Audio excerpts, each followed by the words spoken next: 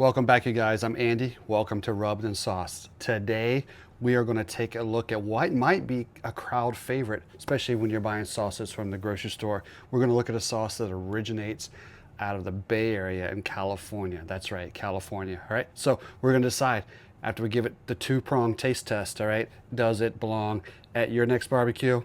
Is it competition worthy, or does it just need to go in the trash? So you know what? Let's take a look at today's contender.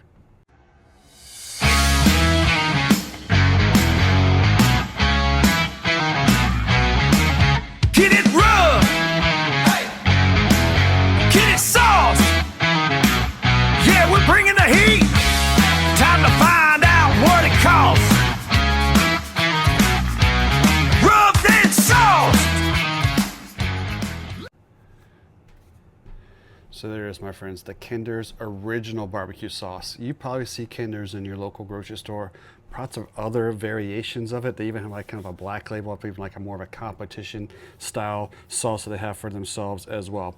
Right on the front of the bottle, founded in 1946 by John Kinder. All right, so he created the sauce. He was a butcher, I believe, in the Bay Area, that kind of that San Francisco area, and back in the 40s, created the sauce there at his butcher shop. It wasn't until the 1980s when his son and some of the family members kind of took over the business in a sense of and creating the sauce to distribute it so we still can enjoy it today. All right, so a little bit of a background on that sauce. Let's go ahead and take a look at the back. The first ingredient is going to be that tomato puree, all right, as well as, if I look at it, it relies heavily, it looks like, on brown sugar as well. So we know what that taste consistency is probably going to taste like for us as we get it on that spoon here in a moment. Also in that bottle, it looks like it's a little, maybe not as thick as some sauces, just the way it's just easily moving around in that bottle as well. And here's a little tip for you. If you ever buy Kinder sauces, it's one of the few that when if I use any of their sauces, I actually save the bottle so when I make my own barbecue sauces, because the tops for these work perfectly, perfect sizes for just moving it over like any meat you're cooking. If you're making something for, you want to put over some wings. So a little side tip for you. Great bottle to do that with.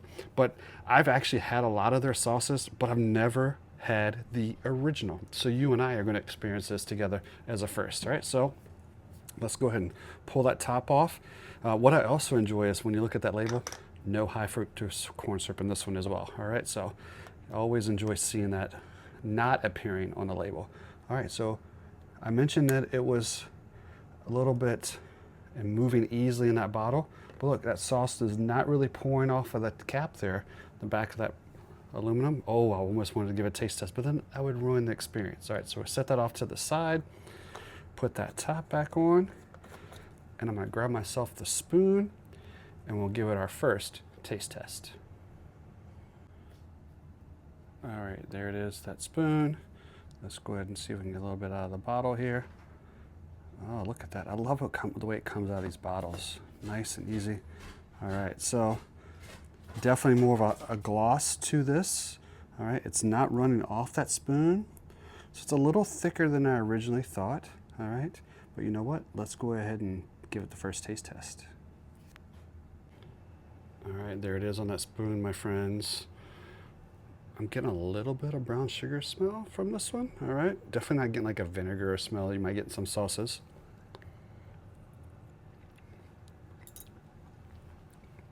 Yeah, brown sugar right out the gate. I mean, and that tomato puree, nailed it on those two ingredients we saw from the label. Wow. So it's just when it says original sauce, that's just kind of a brown, if you like a brown sugar based sauce, this is it, my friends, based on that first taste test. But let's go ahead and grab ourselves some of that smoked chicken that I've got ready to go.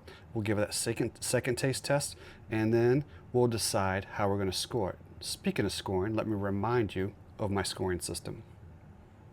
We're going to judge every barbecue spice rub and every sauce with this scale. 1 being the lowest, that gas station grill, where I just would not buy it again. Probably weak flavor, artificial taste, poor balance, and just very forgettable. Then we'll go to 2 with that backyard barbecue. What's decent as an everyday product, casual for grilling, but nothing memorable. 3 is that tailgate approved. It is going to be a crowd pleasing sauce, just a fun taste, great flavor for parties, game days, and large gatherings. 4 is going smokehouse worthy. This is a legit barbecue quality. Has a strong flavor balance, layered seasoning, as well as just a serious smoker performance. And last but not least is level 5. It is competition ready. It is an elite tier product worthy of barbecue competitions and serious pitmasters. Okay, so I got myself some pulled smoked chicken here. When I've been doing these taste tests, I've been trying to use chicken or another meat, but not use a lot of seasoning on that smoked meat for the purpose of knowing I want to be able to see if I can taste the seasoning in that sauce. But I'm also trying to see if the sauce is overkill for the smoke that's already in the meat, today that being that smoked chicken. Now, as I'm grabbing this bottle, I also notice the last ingredient, that xanthan gum. If you watched before, that's an ingredient you might find in some sauces that they use more of a thickening agent. All right, so let's go ahead and open this up. Let's go ahead and get a little bit across the top of that chicken here. And so I'm just looking at it in the sense of, am I getting a gloss or no gloss, so that a little bit of shine, so to speak, and I'm definitely seeing that in that sauce. All right, it is thicker, once again, and I mentioned earlier, it's not just running off of that meat, which I really enjoy as well. So here's part 2 of our taste test categories. All right, go ahead and grab that there. There's gonna be a lot of sauce in the middle.